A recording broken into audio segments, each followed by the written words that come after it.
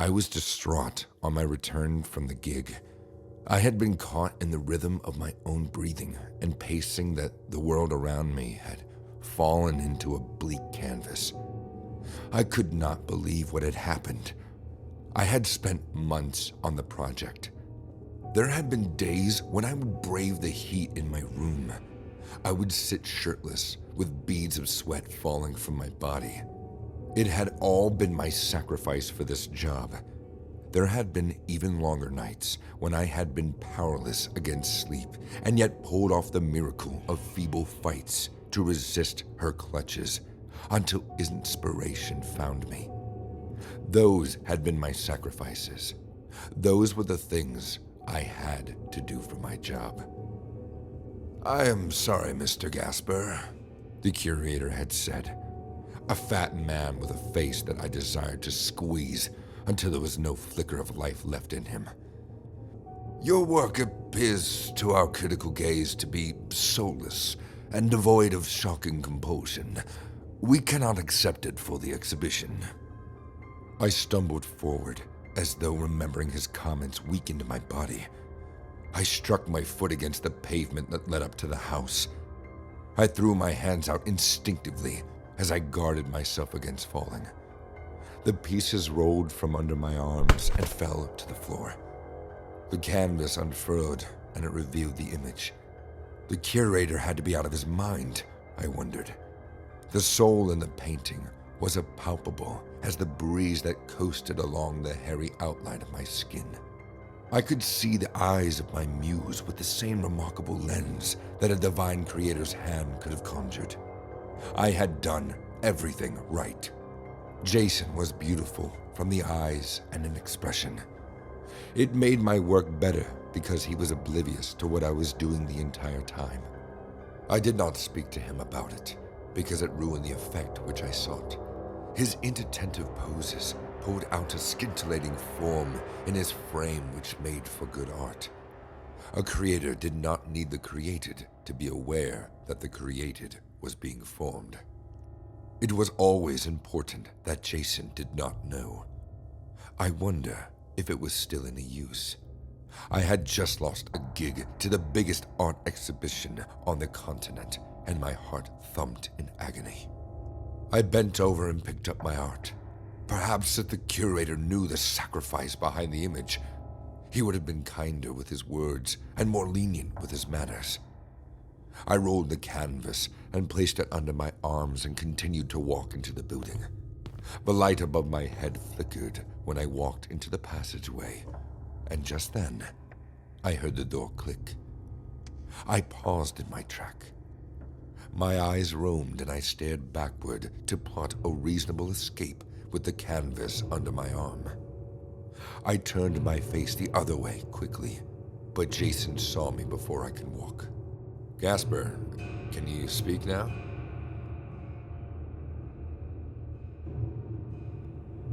"Hey, man," I whimpered and waved at him as I turned around. You were just coming in, weren't you?" He eyes me suspiciously. I could not bring myself to lie to my roommate on such a simple matter. "Yeah, I was going to drop something off," I answered blankly, staring at the floor. "I can't tell what it is, but these days, man, you've been acting weird," Jason observed. I looked at him and then looked away. I assessed my behavior with nuance behind it, stripped off the black and white coloring lens of which he held it under. I understood my perspective as I respected his. It was the first time we were speaking in weeks. Look, if there's something you need help with, you can always ask. I'm sure we can figure it out," he suggested. His words went into my ears, and I found their way through the canal of my head until they finally settled in my mouth. My lips quivered with the thought. I studied the familiar outline of his face, wondering what I had missed. I had been with Jason since our college days, and we had moved to the new big city together with big dreams. An idea occurred to me. I needed a shocking, compelling painting for my big break, just as the fat man had said. I need you to pose for a painting, I said to him, and pulled him along with me into the open room. Now? Yes, now, I demanded. He stared at me in confusion, but followed me nonetheless. I had one idea, and the rest of my common sense fell into the muddy waters of frenzy. I dumped him into a chair. I marched briskly, searching for tape when I found it. I ran around him and wrapped him with the tape. His confusion did not allow him enough time to resist the tape, and soon it was all around his body, binding him to the chair before he sensed what was wrong. I'm not going to be here for a long time, am I? He questioned with an odd look. I have errands to run. Sure, I just need an idea for my painting, I said to him. I had genuinely supposed it would not be so long before I got what I needed. Shocking compulsion, the whole extent of human expression, when it was faced with the sudden shock of electricity. It was a brilliant idea in my mind, and it possessed me to the point of insanity. I could not hear the world outside my own mind, and Jason had been bound helpless to his own self. I walked back to him with a bucket of water as rapidly as I could get. It was I who was compelled by an idea so strong that I was sure the curator would accept my painting if I got it right this time. The exhibition was 2 days away, and it would be excellent for my career if my work were featured. Gasper, what are you doing? Jason quizzed, desperately heaving when the full sense of what was happening began to draw on him. I lifted his violently wiggling feet and dumped them into the bucket of water. He tried to knock it over, but his body moved awkwardly. Just a few more minutes, and you'll be free, I said, rushing into the kitchen to fetch our toaster. I just need to get this right. Get me out of this tape, you fucking psycho! He cursed at me. His face was turning harsh red with a rush of emotions when I plugged in the toaster. You're going to kill me, you idiot! I had a second to think twice about what I was planning to do as I held the plugged-in toaster near the water. I saw the overwhelming misery in his eyes, and it was so powerful and emotional that I knew if I captured even a fraction of his whole expression, I would paint a masterpiece worthy of featuring at the exhibition. I dropped the toaster in, expecting a slight jolt in the water. The horrors of what happened next drew me out of my mind. It was nothing like I wanted to paint. I blanked in dismay as I watched Jason stretch out cold when the full force of the electricity ran through his entire body. I could not bring out the toaster. My mind worked too slowly, and by the time it struck me that I had to turn the socket off, Jason was dead.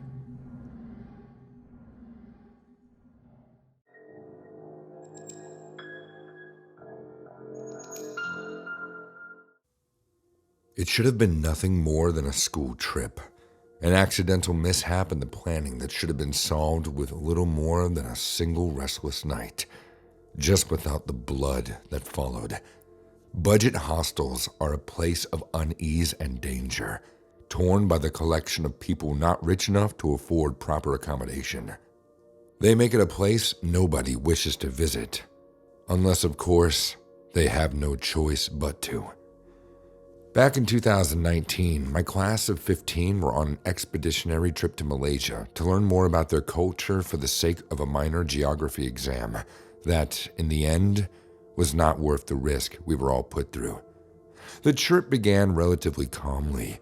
The general mood of the group was excitement at the prospect of escaping the average gloomy day at school in exchange for an escape into a land not known to us 16-year-olds until now.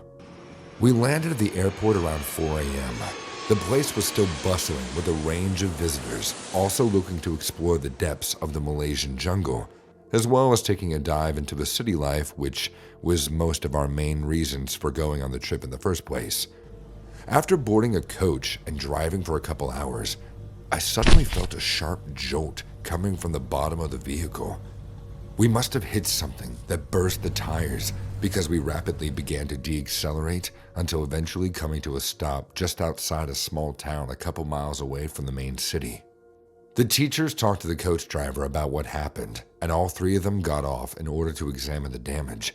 When they came back inside, they notified us all of the situation at hand and how we were going to deal with it. Sorry guys, we think some kind of stone must have hit a wheel on the way up and deflated it. The repair people won't come at least until the evening, so we're going to have to hop off and stay at this hostel that the driver told me about around 1 kilometer into the town. Our eyes darted back and forth between the driver and the teacher, feeling a communal sense of anxiety about staying in such a desolate place, even just for one night. It simply didn't feel safe. Regardless, the group and I got off, grabbed our bags, and roamed off into the empty street of the town, looking for this so-called hostel that the driver was talking about. Eventually, we managed to come across this hostel after just 10 minutes of walking. The place looked incredibly run down, ravaged by time and standing on nothing more than planks of wood, keeping its fragility stable. This is the place. Everyone, head on in and I'll have a word with the owners.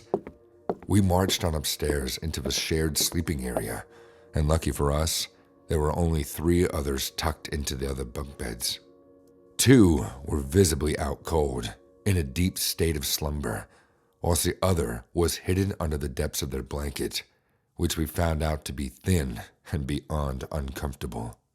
The teacher finally came upstairs and announced that we would only be here for a night, and we would leave first thing in around 5 hours, so around 10 a.m. I clambered up into the top bunk, with the stranger below me still submerged in his blanket. At first, it made me feel uncomfortable that I couldn't see his or her face, but after a while of struggle and turmoil with my futile attempts to enter the same land of slumber we saw previously, I began to hear noises, mutters, groans, and combined with a dreary silence, they only seemed to amplify in volume, giving off the effect that they were coming from below.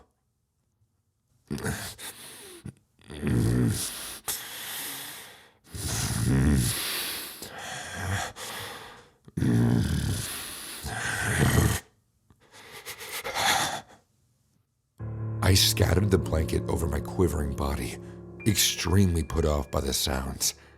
They didn't appear to be natural either. The groans seemed to be too vacant of life to be. Maybe it was just in my head, I thought. An hour later, I was on the verge of feeling my eyes shut down from pure fatigue, but I heard it again.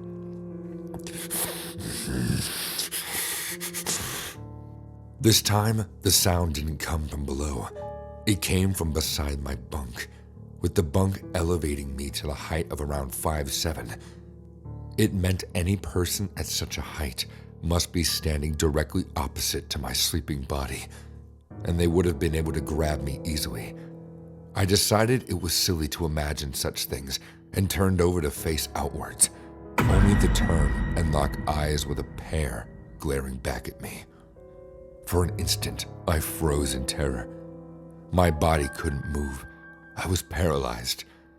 It wasn't as if the eyes that glared at me were at all fazed. They continued to stare into my widened stare for what felt like several eternities, never ceasing to come to an end. Suddenly, I felt a hand creeping under my blanket. I was still mortified beyond possible conception, but my vocal cords instinctively reacted. I shrieked with such a passion that the room glowed with volume. Every dozing body rose in one grave movement, and whoever so was standing next to my bunk sprinted out of the room in a hurry. My teacher leapt up out of the bed and tried to hunt them down, but the door to the hospital flung wide open, and the breeze of air drifted in, signifying the sudden vanished state of a foul being. We left the building in a little more than an hour after alerting the owners. They apologized profusely, but it did nothing to soothe the immense distress I was still enchanted with after the creep of a man tried to touch me. We left the town early morning. The coach had been repaired, and we were back on the road. We were all so utterly shaken by the incident that the rest of the trip was one filled with anxiety, constantly on the lookout for danger, never feeling truly safe, with 7 more days to go before the trip came to an end, and we would return to our homes, remembering that demon of a man that now roamed the streets of the town, eagerly awaiting his next victim. Once we flew home, the owners emailed us, telling us how on the night we stayed there, only 2 people were booked in, meaning that the man wasn't a guest at all. Anything could have happened that night.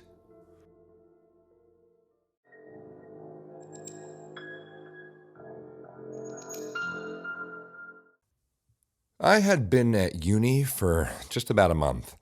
It was a struggle leaving home. I missed my family, my friends, even my old teachers. It was the feeling of comfort that drew me home. But the catalyst was that creature I shared the dorm with. During the first week of uni, I was told that rooms were rather sparse and that I would have to share with someone else. I was then given a key and told to alert the school if there were any issues, but I should be fine as long as I talked to them so things wouldn't be awkward. My room number was 120, and the door was easy to spot because of the scratch marks and dents that covered it. Before even putting the key into the lock, I heard a large bang come from inside, and footsteps dashing towards the door, only to see it fling open, revealing my roommate standing at the doorway. He looked skinny.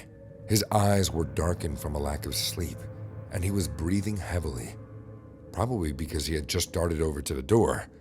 But a far more morbid reason struck the back of my mind, one that did not need to be brought into reality. Without saying a word, he pointed towards a bed on the other side of the room, which I could only assume was mine. The side that appeared to be his was covered in dents in the walls, and even his bed looked like it had been smacked around like some dog toy. Hesitantly, I made my way inside. My roommate still not speaking, but rather dashing around the room in excitement at my arrival, or my naivety. I dumped my bags on the bed and then turned around to ask, hey man, what's your name? He instantly stopped running around. He froze in place with his back turned to my face as he stared at the wall. Hello? Anyone there? I chuckled nervously, but he remained still, while still keeping his eyes locked on the wall in front of him. No, he spoke. He then started bolting around the room again in excitement, jumping up and down on his bed like some kind of child, while a massive grin protruded from his face. That incident alone should have been enough to tell me that I was not safe being in this room. But at the time, I wrote it off as a mishap and unpacked my bags as I set up my side of the room. The next few weeks shared this same ignorance. I would come in at the end of the day, and my roommate would fling the door open and then run around the room like some kind of excited dog. But the second I spoke or tried to ask him something, he would freeze with his back facing me, staring at the wall until the moment passed. All along, I truly believed it to be just some kind of nervousness that meant he couldn't cope with social situations, but after a couple weeks, the nights began to change him. One particular evening left me unable to sleep for the rest of the month, my roommate being the cause. It was around 11 p.m. Both me and my roommate, who I still didn't know the name of, were in our beds. Me on my phone, and my roommate just staring at the ceiling. After about 20 minutes, I fell asleep. only to be awoken by scratching noises on the side of my bed. My eyes snapped open, and for a brief second, I had no clue where I was. The white wall in front of me directed me into reality. I could hear some kind of muffled scratching noise on the other side of my bed, and was about to twist around to see what it was, until I heard breathing. The breathing was low and heavy. I could feel each breath wash over the back of my neck. It was so close. At first, I was too drowsy to realize what was going on, but after a couple of moments, it hit me that something was looking at me from the side of my bed. Fear completely disabled my ability to move, and I was stuck facing the wall, having to simply endure the breathing and scratching taking place behind me. Then came a sly cackle. At this point, I was fully awake, my blood pumping with adrenaline. I was utterly petrified. Whatever was behind me was directly in the way of the door too, and no doubt my key was beside this person as well. Getting out clearly wasn't an option, so I was left to either endure it or turn around. I laid there for what felt like hours, my mind in a constant state of turmoil. I had no idea what to do. The breathing never stopped either. It stood so perfectly in place that I began to question whether or not it was real, hoping to God it was just a figment of my imagination. And then, a hand suddenly came into my peripherals. Its palms were outstretched and looked ready to grasp me. The nails were long and thin and sharp to the tips. Terror now fully emerged in my body, and fight or flight kicked in. No more flight, I thought. I now turned around, facing towards whatever was waiting there behind me. My roommate's deranged-looking eyes glared back at me. "What the fuck are you doing?" I yelled out, springing myself out of the bed. He leapt back in fright, but swiftly turned to face the other side of the room's wall, standing motionless once again, submerged in the darkness. I jumped out of bed and went to go push him, but the second my hands collided with him, he flung his head around and let out the most powerful screech I had ever heard, with such tremendous volume that I jumped back in shock.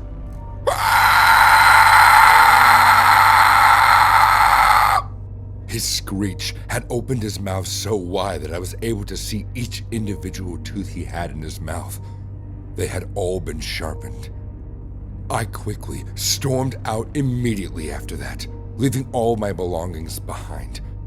I quickly reported and narrated the whole ordeal with the weird ways that my roommate was to the school, but they simply deemed it as an accident and told me that my roommate was perfectly normal and healthy. Only I knew that the pig suffered some kind of issue known best to him. He was sinister and a complete psycho. I decided to return home and take online classes instead. Nothing was worth returning back to that creepy room. My safety mattered more. Whoever has to share a room with that psycho in the next coming weeks as my replacement, may God help them and keep them safe.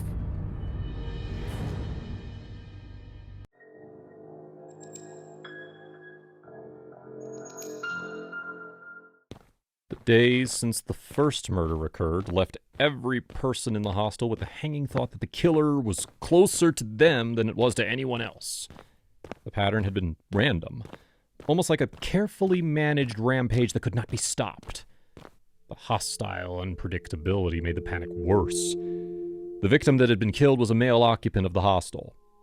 He was not just any guy. I loved him. After all, he was the guy I lost my virginity to. His body had strange marks on it. It left me shattered as well as terrified. It was clear that the killer won't stop. Female members of the hostel had survived the strange occurrences, but they too had been shaken by the experience to recount any meaningful claims of what or who the assailant was. The atmosphere that hung around the hostel when we were told to vacate was thick. a summation of the heavy melancholy that had latched on everyone's gaze as they packed their bags to leave. In a matter of days, I had seen eyes, bright with glee of the willful occupants who managed their personal affairs in the hostels, went to classes, and returned with hope. I had seen those same eyes turn to forlorn speechlessness, begging to be released from the torture of whatever evil it was that lurked inside the building. Still, no one protested it as we were made to vacate the hostel. The exhaustion from dealing with such loss made leaving a privilege in itself. My heart still held on to unfinished business in the hostel that would not make me leave. The killer had taken a part of me, my lover. Like I said, I was shattered and terrified. But when I looked at the others, it seemed that it was not only me, but all of us were victims.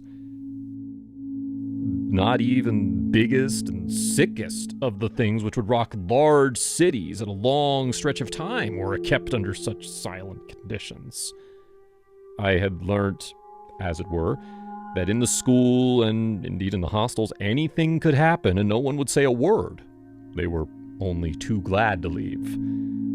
The conclusion to the matter was the same. The same person who wanted to do terrible things to the girls was the same who committed the murder. I was satisfied with the conclusion that the killer that roamed the hostel, whom we had now learnt to call Ripple Skin for the effect his knife made on the flesh of its victims, was a male. As we stood in the line for the bus, I spoke when I could. A small act of rebellion which everyone sensed, as though I did not have permission to be so daring to speak. My words, often of requests or casual conversation, would stir the air, and I would see their eyes turn on themselves, filled with dread.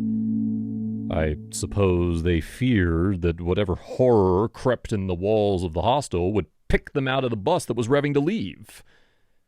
From the building, from where I stood in the queue ready to go in, I admired the distant outline in the night sky.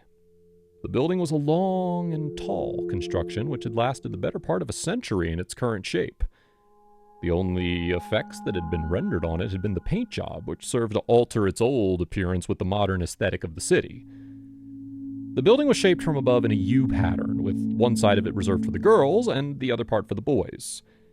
Each side was made to creep towards the other at the middle without overlapping. The border of each part of the building was a staff person's home. That way, we assumed, they could keep better watch over unwanted intimacy that would spring up.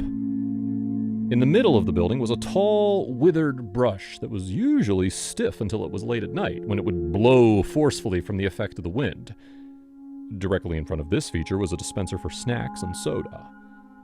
It had been on one of such nights, weeks before the murder, that other evil things started. I had gone to get myself some snacks and soda when it had happened.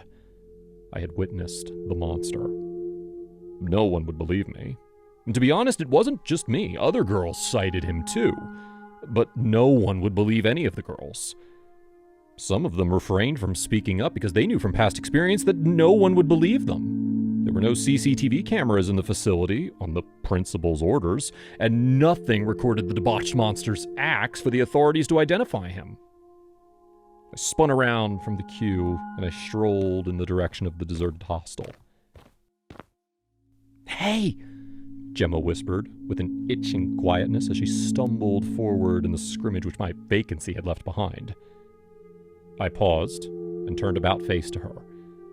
I sensed her questions, even though her lips did not dare utter them out too loudly for fear that she may be heard by the terrible thing out there. "I'm going to get something from the dispenser. Keep a space for me on the bus and I'll be back soon," I said to her. A low, thrumming babble rocked the crowd. I knew they were afraid for me, but I did not share their fear. I wanted a can of soda to quench my thirst, and I was going to brave it back to the hostel to get it.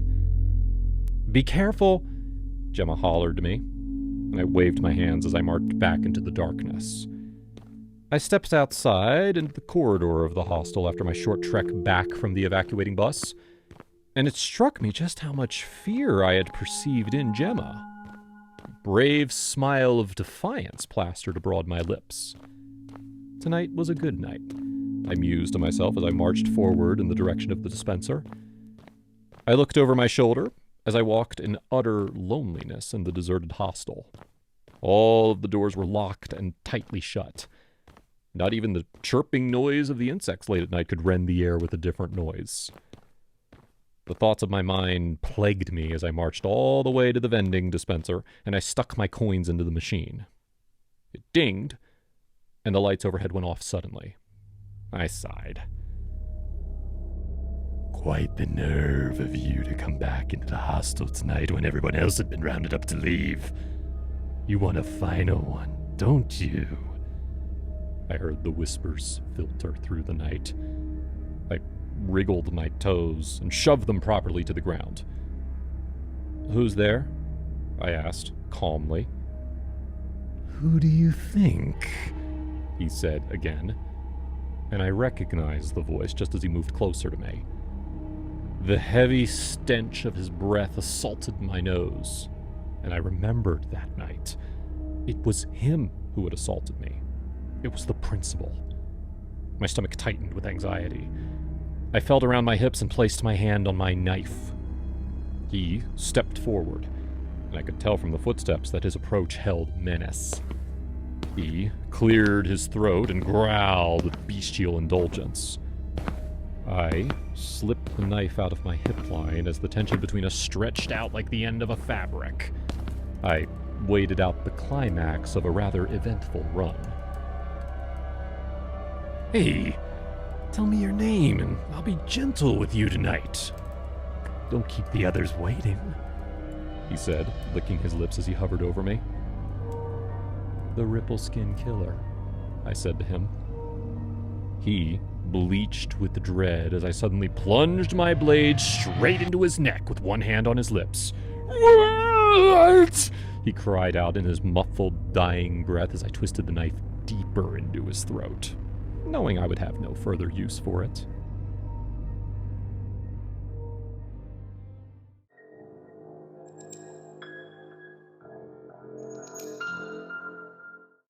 Moving into a new town didn't come with a house or a place to stay, especially if financial issues stood at the peak of the reason for your movement.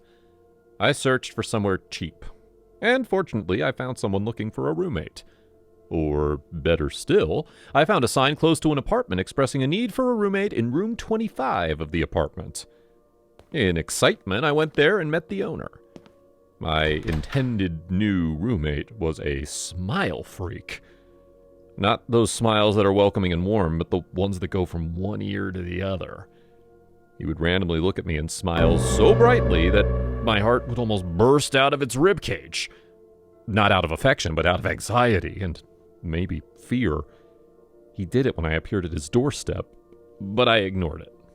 If all he did was smile, it wouldn't cause any harm. A beggar like myself had no choice.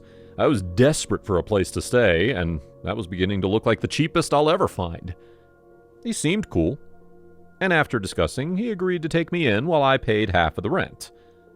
I swallowed the offer fast and moved in immediately, but something felt off.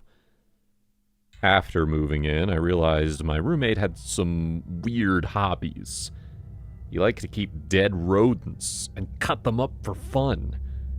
I didn't have many issues with the biological experiments, but I hated how the house stunk due to the behavior.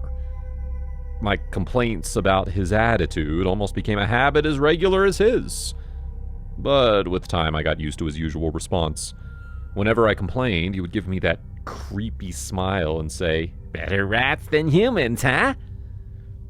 Instead of making a mountain out of a molehill, I simply concluded that he was as weird as the craziness of his experiments. I got used to seeing the rodents, and even got used to the smell. Being stranded makes you put up with many things.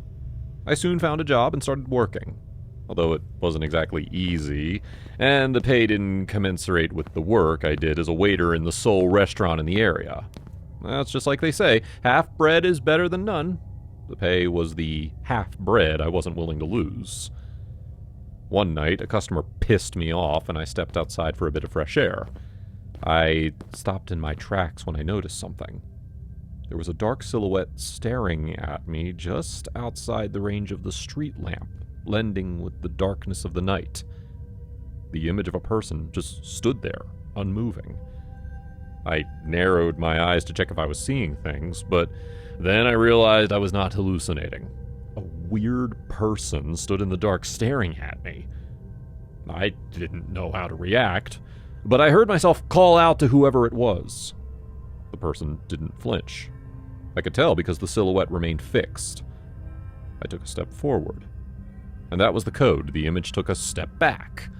I took another, and every time I took a step forward, the image would take a step backward. And if I took two, the image took two, too. So I ran. I took to my heels after the silhouette, who, in turn, ran away. Although I lost whoever it was, the person dropped something. A pocket knife. I picked up the knife and went back to my work at the restaurant. Upon getting home, I was with my roommate, engrossed in his strange hobby again. I was too shocked from the encounter earlier. I just went straight into the shower. It was when I opened the tap that something hit me in the head. My roommate was using a similar pocket knife to the one I'd seen. It felt blurry, and I just knew I had to check. I sped up my time in the shower. Adrenaline rushed through me, and I tried to settle my mind upon what I was investigating, not cowering in fear. I stepped out of the shower, and although I tried to act as normal as possible, I still found my heart racing when I looked at my roommate's hands, which confirmed my fears. I was right. The knives were identical. My heartbeat raced at the idea that my roommate might have been the guy stalking me. With more courage than fear, I gathered words in my mind and practiced my speech in my head before I confronted my roommate and asked why he was stalking me. I told him about the knife I found with the stalker and stared at him in disgust and fear, I may add. However, with that creepy smile on his face, he said one of his knives had been stolen some weeks back, and the person might have been the one, or it was probably just a strange coincidence. The excuse made no sense to me, but what could I do? I made a resolve in my heart to save some money as soon as I could, rent another apartment, and move out. But I knew that wouldn't be happening too soon, so I also made the resolve to stay vigilant. Surprisingly, the same thing happened at work the next day, and the next, and the next, and each time I was never able to catch the stalker. After a while, I got tired of the rat race and stopped chasing. A few days later, one weekend while at home, I decided to have a movie night by myself since my roommate had traveled the day before to see his family in another town. As I was enjoying the movie with only the light from the screen barely lighting up the room, I heard the growling of my stomach and decided to cook dinner. As I stood up, I saw in the corner, blending with the darkness, the silhouette of a person. I jumped in fright because I could never be sure that I'd locked the door before settling in for the movie. I would have run off, but the person jumped on me and hit me with something hard, knocking me out instantly. I woke up to a person in a strange mask whistling a tune. I was strapped to a table in a very strange room. My mouth was covered with tape. As for the whistling masked man, he walked over to me and took off his mask. I was shocked to see that familiar, creepy smile. I always knew my roommate was crazy, but I never thought it was from the psychopathic angle. Those encounters with that stalker, I had long concluded that it was just a silly prank by my roommate. But this time I was sure it wasn't a prank. As my roommate picked up a pocket knife and started to cut into my stomach, he slowly whispered, Better human than rats. Yes. Crazy thoughts ran through my head. And that's when I thought about it. It was the same with the rodents. They were all operated on while they still had life in them. With the small amount of energy left in me, I grabbed an injection from the side table and launched it into my roommate's body. I didn't know what it was, but he passed out. And after I regained some strength, I ran away. Not just from my crazy roommate, but also from that creepy neighborhood.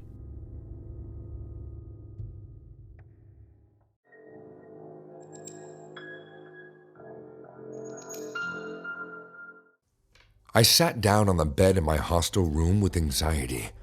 I had just resumed at one of the biggest universities in the state.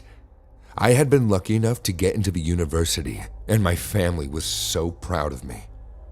Most of my family members were high school dropouts.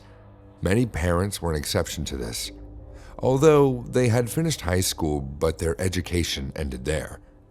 My aunt, the only person I knew who had graduated from the university, left our neighborhood immediately after the graduation ceremony. The last I heard, she was married to a wealthy man and lived in a nice part of the town. Not that being a gold digger was a bad thing. I was just irked that she had never returned to visit her family. I glanced at the bed a few feet from mine. My roommate's bed was neat, freakishly neat. The bed was well made without any creases. I was guessing she would be the nerdy girl.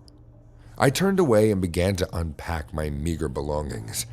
I wasn't rich. I grew up in a poor household, but I had parents who wanted the best for my siblings and me. I was almost done with unpacking when the door opened and a girl sauntered in. Was she my roommate? She noticed me at the end of the room and looked surprised, but in a good way. "I wasn't expecting you this soon," she said in a silky smooth voice. "I'm Charlene, a sophomore." "I'm Dawn," I responded with a smile. Charlene seemed nice enough, although I hadn't expected her to be anything but white and nerdy, but I guess I was wrong. Later that evening, I was introduced to other girls. They were all nice, a kind that pricked my skin. It was weird. They all seemed like one big family. It wasn't something I was expecting. I expected a tense atmosphere and some rivalry, but these girls called themselves sisters. They all seemed close enough. The dormitory building wasn't a large one. It was a 2-story building that housed 30 girls. 2 weeks later, Charlene woke me up from sleep. She sat on my bed with a torch on. The lights were off, even the lamp next to me. I was deathly scared. I sat up in fear, but she held my hands. "Don't be scared. The head of the house has required me to extend an invitation to you. We are all sisters, and we want you to join us. It's not too difficult. You only need to survive a special night. I did, and you may too. Do you accept?" I didn't think it would be bad to be among the girls I called my sisters. I envied the closeness between the girls. So in my drowsiness, I nodded my head without asking what the special night was. I should have asked. Charlene smiled at me for accepting the invitation, but it looked forced. I dismissed it as I returned to sleep. The next morning, the whole encounter felt like a dream until I saw a pink envelope on my desk. I took out the paper from the envelope and read the note. "See you by 9 p.m. in the basement. Come wearing all black. Leave your phone behind." It sounded so strange, but curiosity got the better of me. So that night, I wore a black sweatshirt with jeans and sneakers and made my way to the basement. The hallway was empty, and the rooms oozed with a strange kind of quiet. Fear crept up in my chest as I opened the basement door. It was dark, except for the orange glow which seemed to come from a candle. I walked slowly down the creepy stairs, and the door behind me was suddenly shut. Fright shook me to the core at that moment. "Hello?" I said. I couldn't hear my voice. "Welcome," a voice called out from the darkness and was echoed by other voices. I got to the bottom of the stairs and found 3 girls sitting around a candle, surrounded by the other girls who stood. I couldn't see anyone's face aside from the other girls around the candle. I was forced to sit with them, my legs in a crisscross position. I tried to say something, but was ordered not to say a word. The other girls and I were forced to repeat an oath, and that was when I knew I was in big trouble. The oath included total loyalty to the house, complete sisterhood, and a lot of secrecy. Everything that happened in the house stayed in the house, like the initiation process I was about to undergo. We were all told to bend our heads on the ground with the tip of our noses touching the ground. The girl next to me began to cry, and she was hit with a stick. Another girl wanted to protest, and she was also hit. What sort of sick initiation was this? We were told to maintain that position for what felt like hours. My neck and back hurt. A burning pain crept up my body. I couldn't take it anymore, so I raised my head. A blow came out of the darkness and landed on my back. Many girls began to hit me from all sides. I tried to speak. I tried to beg, but they were only interested in seeing me bow. I began to gasp for breath as I tried to tell them that I was asthmatic. They didn't listen. I fell back into the previous position, and the beating stopped. I still struggled for breath as my nose was touching the ground. I heaved and gasped while the girls laughed and threw insults at me. Tears streamed down my face. Why did I agree to this? When the girls were feeling sleepy, ice-cold water hit our skins, and we began to shiver. I was pretty sure by that time I was going to die. I fell to the ground this time, shivering and gasping as hands slapped me and legs hit me. Please. Asthma. Help. I desperately tried to communicate with them. I couldn't breathe. I held my neck and wheezed. My face felt red. I couldn't make my parents proud. I was going to make them grieve. Soon enough, someone noticed that something was wrong. She's struggling to breathe. The beating stopped, but not the wheezing. Almost like they had rehearsed it. A few girls lifted me off the floor and reassured the others that I would be okay. I was carried up the stairs and out of the dormitory. The cold wind hit me, and I felt hope. I thought they were taking me to a hospital. Instead, they took me towards a bundle of trees behind the dormitory and dropped me onto the grassy ground. Charlene's face came into view. She smiled at me.